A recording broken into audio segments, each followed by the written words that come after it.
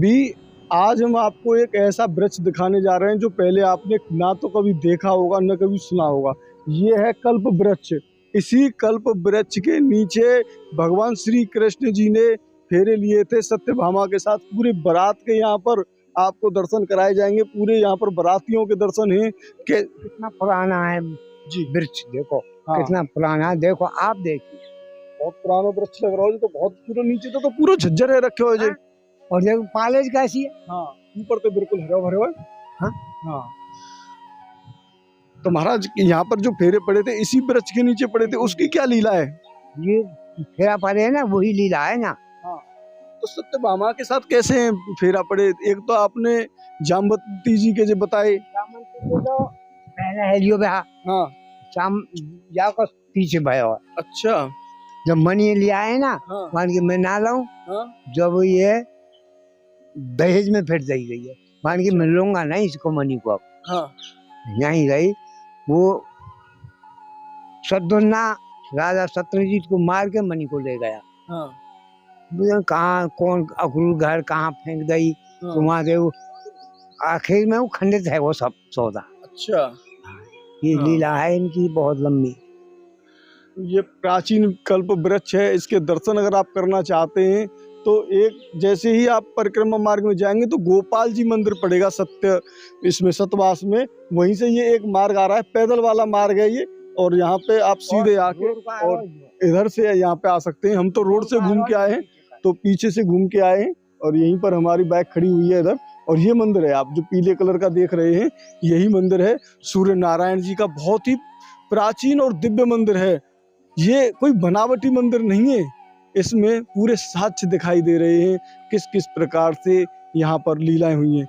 तो आइए चलते हैं, बढ़ते हैं इस यात्रा में आगे। ब्रज 84 कोस की परिक्रमा को आगे बढ़ाते हैं सतवास से नौरेरा की तरफ। ब्रज 84 कोस की यात्रा में अभी हम पहुंच चुके हैं सतवास में।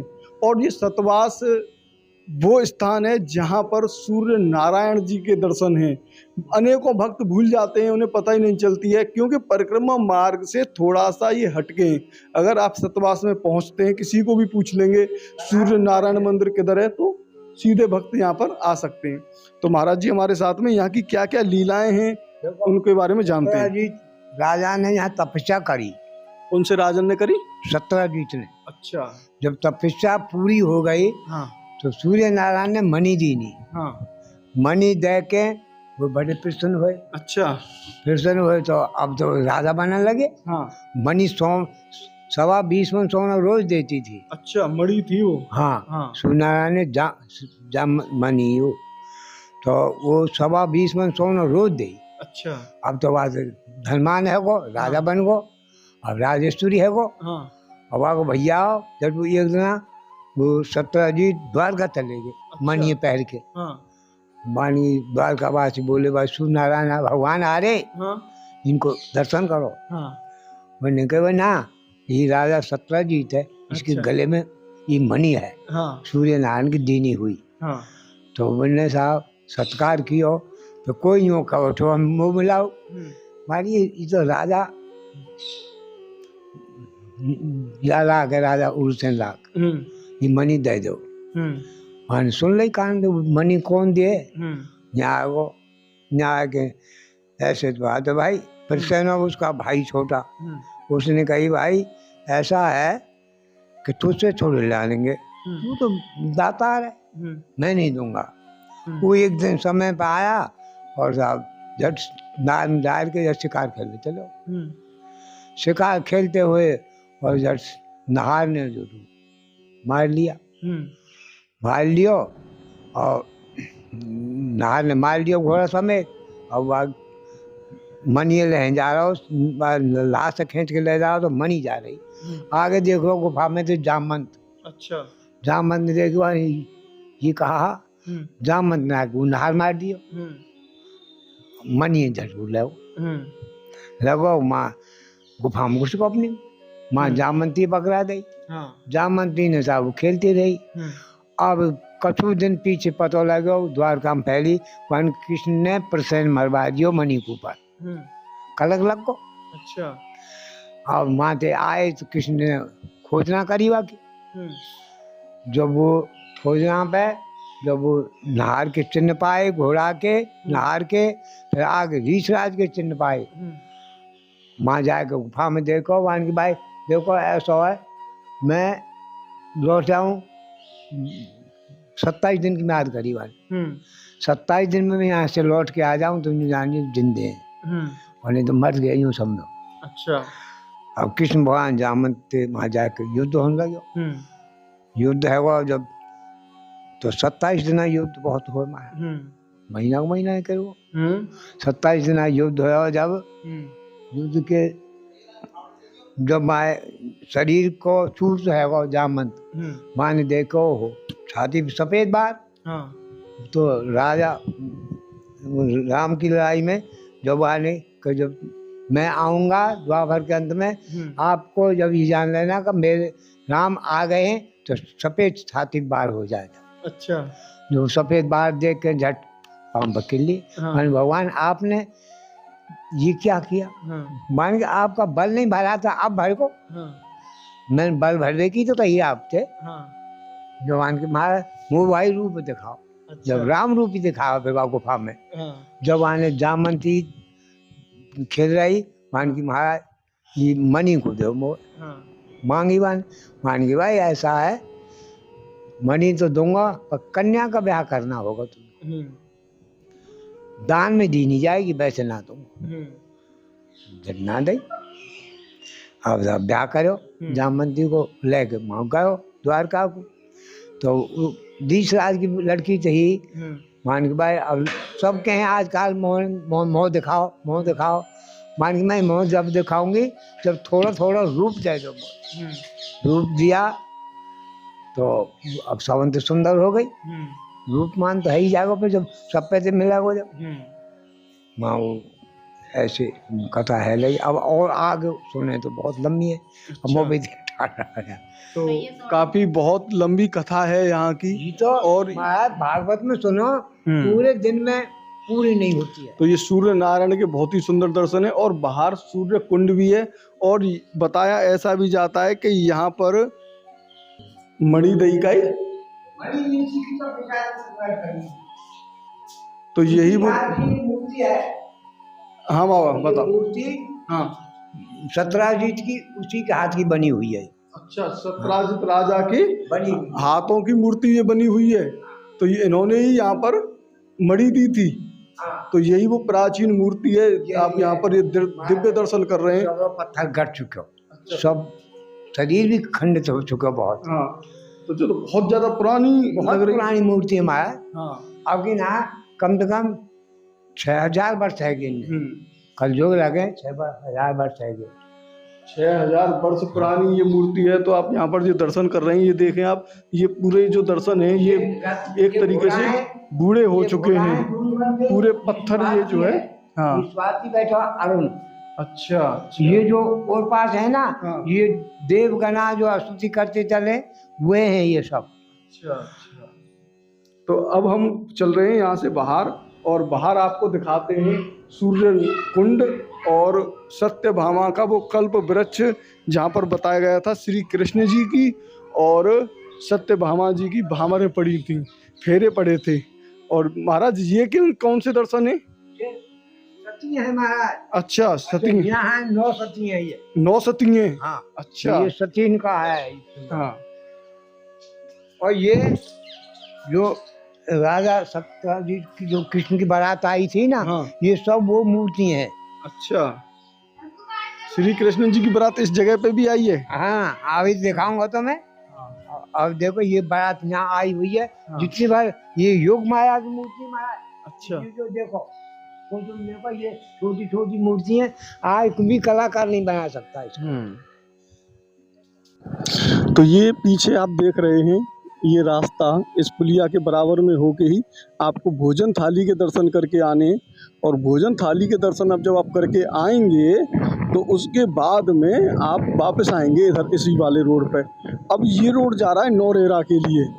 तो जितने भी भक्त होते हैं वो नौरेरा पे ही रुक जाते हैं रात्रि में, नौरेरा से आगे नहीं जाते, क्योंकि नौरेरा से आगे इसलिए नहीं जाते हैं कि बहुत भक्त होते हैं वो मुस्लिमों के घर खाते नहीं हैं, मुस्लिमों के घर रुकते नहीं हैं, उनकी कोई सेवा नहीं लेते हैं। तो इसी प्रकार से जब वो नौरेरा रुकते हैं तो सुबह जल्दी नौरेरा से चल देते हैं 4 बजे 5 बजे, और वो पूरे दिन में इन 3 गांवों को, बिछोर, नीमका और डांडका, इन तीनों गांवों को पार कर लेते हैं। और तीनों गांवों को पार करने के बाद में वे सीधे पहुंच जाते हैं सोनभद्र में।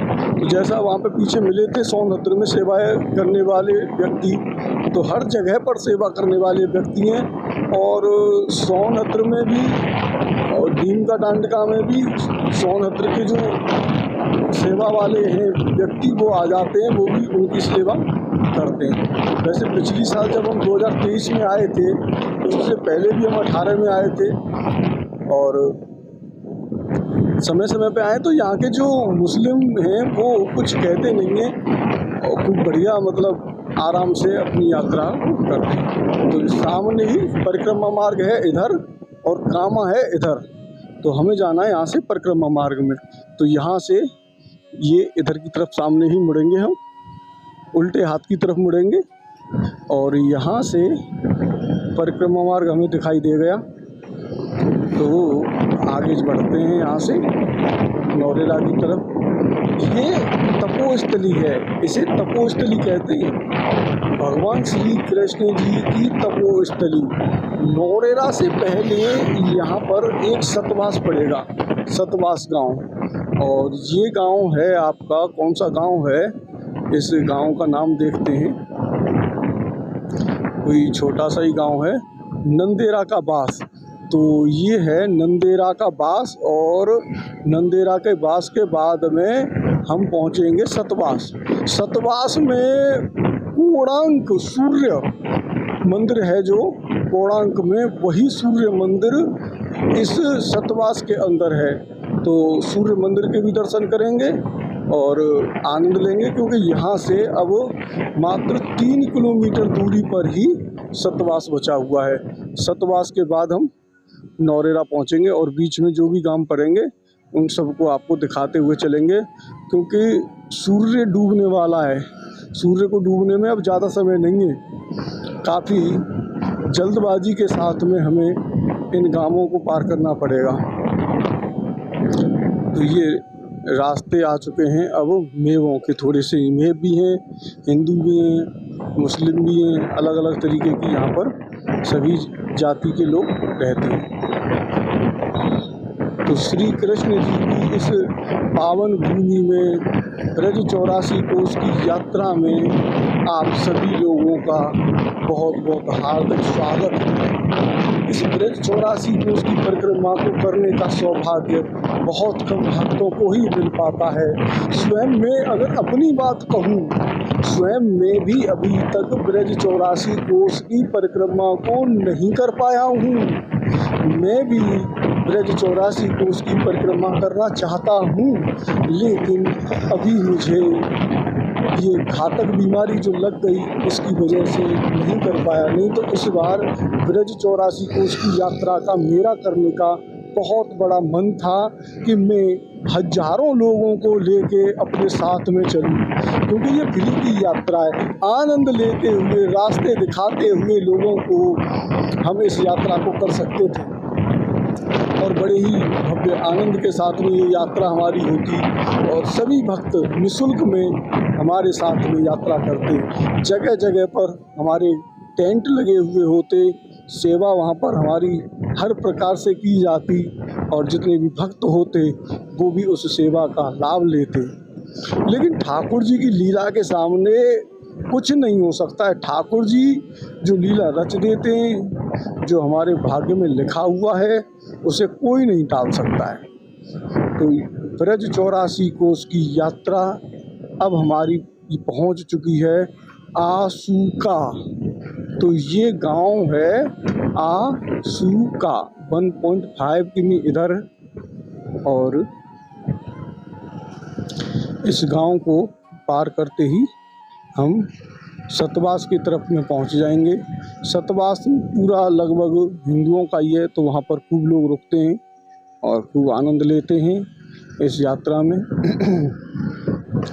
बाकी यहाँ पर थोड़ी सी आपको जो समस्या आने वाली है वो यही समस्या आने वाली है कि खाने की, पीने की और रहने की। तो ये 1-2 गांव पड़ते हैं बीच में जो मेवों के होते हैं, थोड़े थोड़े छोटे छोटे गांव हैं ये। यहाँ से आप सीधे नौरेरा पहुँच जाएंगे। तो नौरेरा में बहुत बड़े पैमाने पर, बहुत बड़े स्थान पर लोग वहाँ पर रहते हैं और सेवाओं में जुट जाते हैं, आनंद लेते रहते हैं। जैसा कि आपने भोजन थाली के दर्शन किए, अब भोजन थाली के दर्शन बहुत लोग कर ही नहीं पाते हैं, जाते ही नहीं है, कोई मतलब ही नहीं है, छोड़ के चले जाते हैं। उन्हें तो केवल बस पैदल चलना है, पैदल चल लेते हैं और अपनी 4 दिन की यात्रा को, 5 दिन की यात्रा को, कोई कहता है कि मैं 3 दिन में कर दूँगा, कोई कहता है मैं 4 दिन में करूँगा, कोई 5 दिन में। तो उस नियम को वो पूरा करते हैं कि मुझे तो 5 दिन में करनी है। अगर आराम से यात्रा की जाए तो 8-10 दिन में परिक्रमा हो जाती है आराम से, और दर्शनों के साथ में करेंगे तो 15-20 दिन लगेंगे। अगर आप भी मन बना रहे हैं तो जितने संभव हो सके, मैं ये नहीं कहूँगा कि आपके पास समय है या नहीं है, लेकिन जितना संभव हो सके उतने दर्शनों का लाभ लेते हुए आप जाएं, क्योंकि बाद में केवल पछतावा ही रह जाता है। अभी चरण पहाड़ी से हम जब आए थे तो सामने ही लुक-लुक कुंड था। अब लुक-लुक कुंड पर बड़ी सुंदर लीला हुई थी, लेकिन वहाँ नहीं जा पाए। उससे थोड़ा सा ही आगे श्रीलंका था, अशोक वाटिका थी, सेतु बंद था। तो बड़े ही दिव्य दर्शन थे, ऐसे छुपे हुए दर्शन थे कि जिनको देखकर सुनकर ही आप दंग रह जाएं। तो ये ब्रज 84 कोस में अब हम पहुंच चुके हैं सतवास गांव में, और सतवास गांव है ये, सतवास। यहाँ पर अभी सूर्य मंदिर आएगा, यहाँ पर लिखा हुआ राजस्थान सरकार ब्रज 84 कोस परिक्रमा मार्ग गांव सतवास। तो यही सतवास है और यहाँ पर लोग रहते हैं भक्तों की सहायता करने के लिए। बाज़ार भी है यहाँ पर, और इधर में ग्रामवासी अपने आनंद ले रहे हैं, खेल रहे हैं अपने अपने अलग अलग तरीके के। और रोड की स्थिति तो ख़राब है ही, कीचड़ हो रखी है, ये तो हर गांव में मिलता ही है। ऐसे में यहाँ तो सरकार का कोई ध्यान किसी भी प्रकार का है ही नहीं है। और हम अब सतवास के बिल्कुल बीचों बीच में आ चुके हैं, और जैसे ही सीधे हम जाएंगे तो हमें अपने उल्टे हाथ की तरफ मुड़ना पड़ेगा, लेफ़्ट हैंड की तरफ मुड़ना होगा, और लेफ़्ट हैंड की तरफ मुड़ के हम अब यहाँ से नौरेरा की तरफ चलेंगे। तो थोड़ा सा ही अभी हम चलते हैं सीधे, यहाँ पर कोई बोर्ड तो दिखाई दे नहीं रहे, और ये आ गया ब्रज 84 कोस परिक्रमा मार्ग। तो अब हमें उल्टे हाथ की तरफ मुड़ना है यहाँ से। तो ये हम मुड़ गए उल्टे हाथ की तरफ, और यहाँ पर ही कहीं हमें मंदिर अब थोड़ी देर में दिखाई देने वाला है। सूर्य मंदिर है, और इस गांव में भी खूब अच्छे ढंग से कीचड़ हो रखी है। तो ये रियल आनंद, असली आनंद आप सीधे प्राप्त कर रहे हैं। और अगर आपने ये वीडियो यहाँ तक देखा है तो अधिक से अधिक लोगों के पास शेयर करना आप बिल्कुल भी ना भूलें, किसी भी तरीके से। तो ये यहाँ पर आप देख रहे हैं, यहाँ पर पूरी कीचड़ हो रखी है, पानी भरा हुआ है। भरे हुए पानी में से हम निकल के जा रहे हैं। सूर्य मंदिर हमें मिला नहीं है, सूर्य मंदिर की अभी यहाँ पूछते हैं कहाँ है। तो भैया अभी हमने करे सूर्य भगवान के दर्शन। सूर्य भगवान के दर्शन करने के बाद मन ऐसा प्रसन्न भयो, ऐसे ऐसे दर्शन करे 6000 साल पुरानी प्रतिमाओं के दर्शन। और महाराज कौन सी कथा बता दें, सतयुग की कथा बता दें, और हमें जो है द्वापर की, त्रेता की, कलयुग की, चारों युगन की कथा जब सिद्ध मंदिर की बताई। बड़ा ही सिद्ध मंदिर हो जे। और जब सिद्ध मंदिर में जो लीला बनी है वो भी बड़ी दिव्य प्रकार की है। ऐसी लीला आई वहाँ पे कि कल्प वृक्ष के दर्शन है। वही कल्प वृक्ष जो सत्यभामा जी एक बार श्री कृष्ण जी के कहने लगी तो मोए कल्प वृक्ष चाहिए, और वो कल्प वृक्ष हो जो समुद्र मंथन में निकले और वो इंद्र के पास हो। ऐसी हमने सुनी है। अब नगला ईश्वरी सिंह आ चुके हैं। नगला ईश्वरी सिंह पे अब हम भट्टकी की तरफ, भट्टकी इधर है। ये भट्टकी में भी बहुत पुरानी प्राचीन लीलाएं, ये ग्रंथों में हमने पूरे शास्त्रों का जो अध्ययन किया हुआ है, ब्रज 84 कोश के जो शास्त्र हैं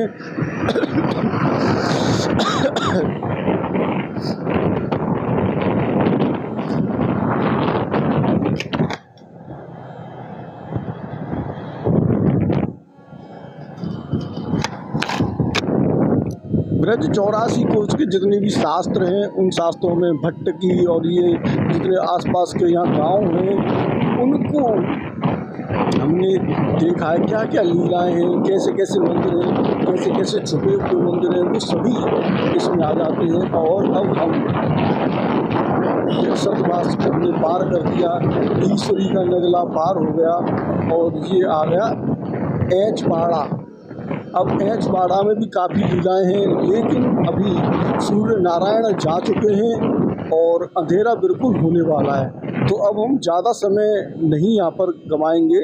इस एचबाड़ा में रुकने की जो व्यवस्था है वो यहाँ पंचायत भवन बना हुआ है, इसमें रुकते हैं। यहाँ पर भी कई स्थान हैं, विद्यालय हैं, और इन सब में ये रुकने की यहाँ पर थोड़ी व्यवस्था कर दी जाती है। जगह जगह पर यहाँ पर भी टेंट लगाए दिए जाते हैं, और टेंटों के बाद में यहाँ पर ये मंदिर है, इस मंदिर में रुकने की व्यवस्था होती है। और ये है राधा कृष्ण मंदिर एचबाड़ा। तो राधा और श्री कृष्ण जी का बहुत ही सुंदर यहाँ पर दर्शन है।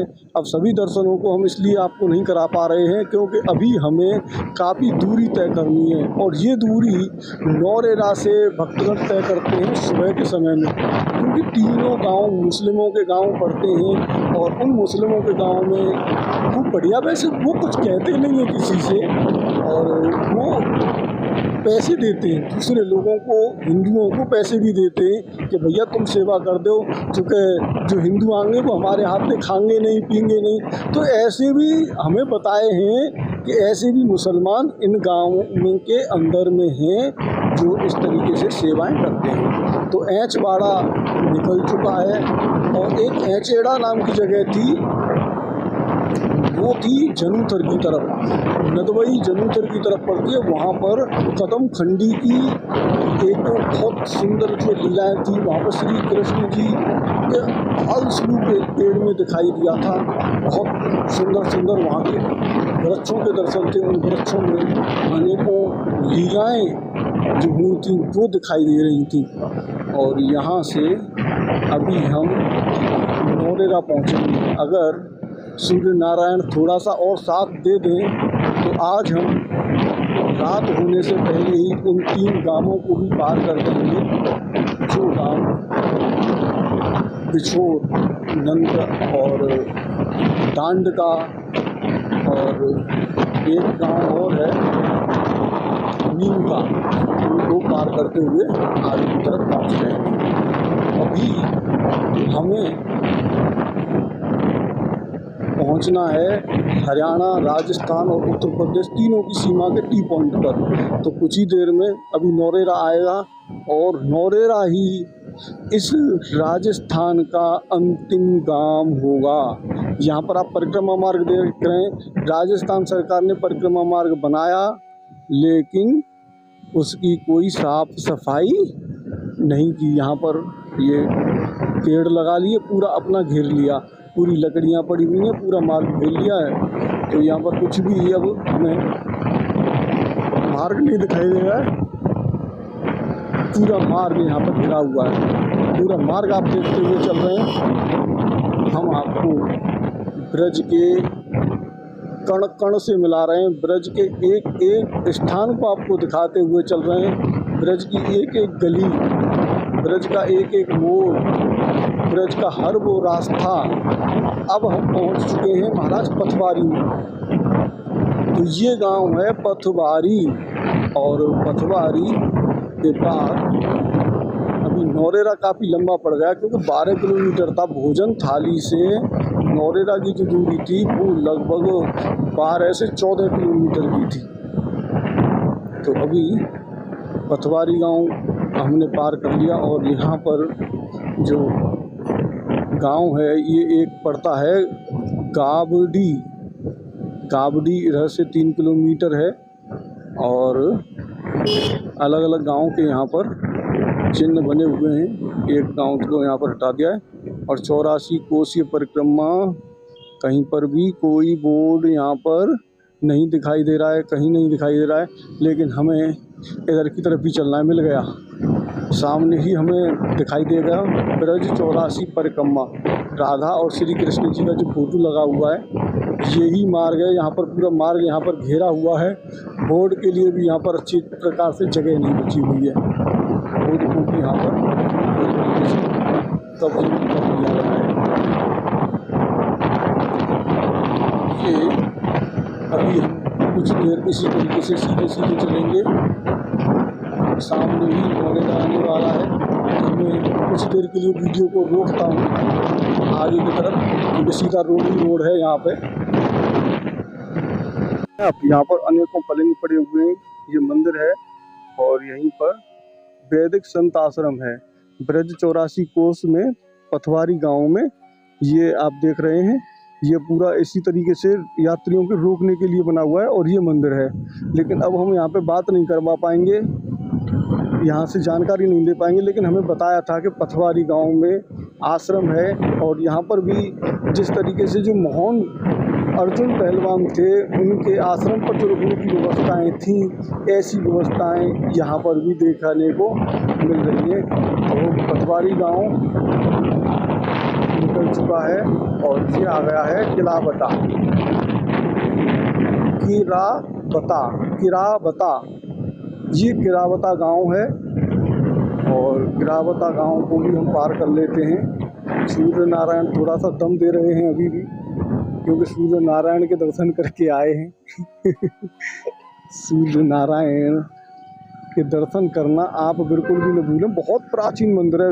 कोणार्क के बाद ब्रज 84 कोस की परिक्रमा में बड़े ही दुर्लभ दर्शन आप कर सकते हैं। गोपाल मंदिर है, वहीं पे जैसे ही आप सतवास में घुसेंगे अंदर, तो गोपाल मंदिर के दर्शन करते हुए आप उसके बराबर में ही जगह है।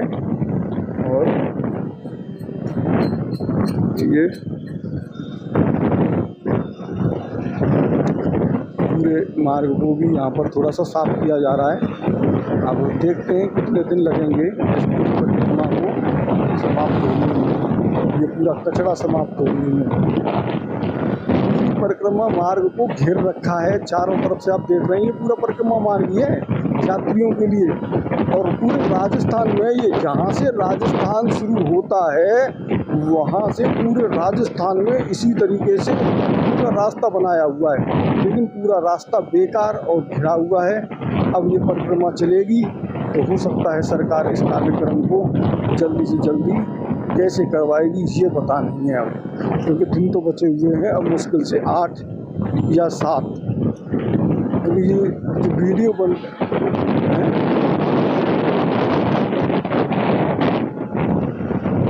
तो अभी हम पहुंचने वाले हैं नौरेरा गांव में। कुछ ही देर में अब हम नौरेरा पहुंच जाएंगे, और नौरेरा ही यही वो गांव है। इस गांव में ही लोग रुक जाते हैं, इस गांव से आगे नहीं बढ़ते, क्योंकि इस गांव के बाद ही नीम का डांडका आएगा तो लोगों को डर रहता है। और डर है ही नहीं है, वैसे बिल्कुल डर है नहीं है, क्योंकि पीछे बता रहे थे नीम में जो दंगा हुआ था, उस दंगे के बावजूद भी यहाँ पर परिक्रमा चली थी, और हमने भी उसी समय पर परिक्रमा की थी नूह के दंगे में। जब नूह का दंगा हुआ था उसी समय पर हम आए थे, बिल्कुल अंतिम चरण चल रहा था ब्रज 84 कोस का। तो यही वो नौरेरा गांव है, ये आप देख रहे हैं नौरेरा यहाँ पर लिखा हुआ है, नौरेरा। और नौरेरा गांव में आप अपना स्थान ले लें, किसी ब्रजवासी के घर ले लें, स्कूल में ले लें, पंचायत घरों में ले लें, जगह जगह पर यहाँ पर पंडाल लगाए हुए होते हैं, उन पंडालों में ले लें। जहाँ पर भी आपको जो भी स्थान मिले आप रुक जाएं। अगर आपको दोपहर में आ जाते हैं या 3 बजे के समय है या जो है आपका 4 बजे का समय है, तो आप जल्दबाजी न करें यहाँ से बढ़ने की, क्योंकि यहाँ से बढ़ना आपके लिए खतरे से खाली भी नहीं है। खतरे से खाली का मतलब ये नहीं है डर वैसा हो, क्योंकि बीच में काफ़ी दूरी तक कोई गांव नहीं पड़ता। यहाँ पर ये एक ऐसा स्थान है जहाँ पर तीनों राज्यों की सीमाएं मिलती हैं। 3 राज्यों की सीमा मिलना भी बड़ी ही दुर्लभ बात होती है। तो यहाँ से नौरेरा से हम बिल्कुल सीधे निकलेंगे। नौरेरा के लोग बहुत अच्छे हैं, वो आप लोगों को यहाँ पर स्कूलों में भी रोक लेंगे, वैसे भी घरों में भी काफ़ी जगह है। और यहाँ पर जो स्थिति है उसको भी जानेंगे, लेकिन अब फ़िलहाल की स्थिति ये है कि हम लगातार आगे की तरफ ही बढ़ते जा रहे हैं और नौरेरा के लोगों से भी हम बातें करने की कोशिश करेंगे सूक्ष्म रूप में। तो ये नौरेरा यहाँ से निकल गया और ये कृष्ण भवन है। यहाँ पर अनेकों घर जो हैं वो हिंदुओं के ही हैं और सेवा भाव वाले हैं। जितने भी यहाँ पर घर हैं वो ज़्यादातर लोगों को अपने घरों में ही रखते हैं, टेंट भी लग जाते हैं। ये आप देख रहे हैं पूरा घरों के बाद में हम नौरेरा को पार करने वाले हैं। थोड़ी देर में ही हम नौरेरा से पार जाएंगे और यहाँ पर कितने मंदिर हैं, क्या क्या यहाँ की लीलाएं हैं, उनसे आपको अवगत नहीं करा पा रहे हैं। ब्रज 84 कोस परिक्रमा मार्ग यहाँ पर लिखा हुआ है इधर। तो अब हमें यहाँ से मुड़ना है इधर की तरफ। यहाँ से हम मुड़ेंगे उल्टे हाथ की तरफ और उल्टे हाथ की तरफ मुड़ने के बाद फिर हमें मुड़ना है सीधे हाथ की तरफ। तो यहाँ पर एक मार्ग लगा हुआ है, ये यहाँ से हम मुड़ गए इधर। अब ये निशान तो पता नहीं मिट गया है बिल्कुल भी, लेकिन हमने पहले अनेकों बार ये यात्राएं की हैं तो पूरा अनुभव के अनुसार हम यहाँ से मुड़ गए हैं और ब्रज 84 कोस की परिक्रमा करते हुए लोग आगे की तरफ बढ़ रहे हैं। ये देखिए आप, ये ब्रज 84 कोस की परिक्रमा यहाँ पर भक्त कर रहे हैं। राधे राधे साहब। जगह और काल बड़े लंबे आ गए आप तो। राधे राधे। अच्छा, तो ये यात्री हमें बचगांव में मिले थे और आज ये नौरेरा में आ चुके हैं और नौरेरा में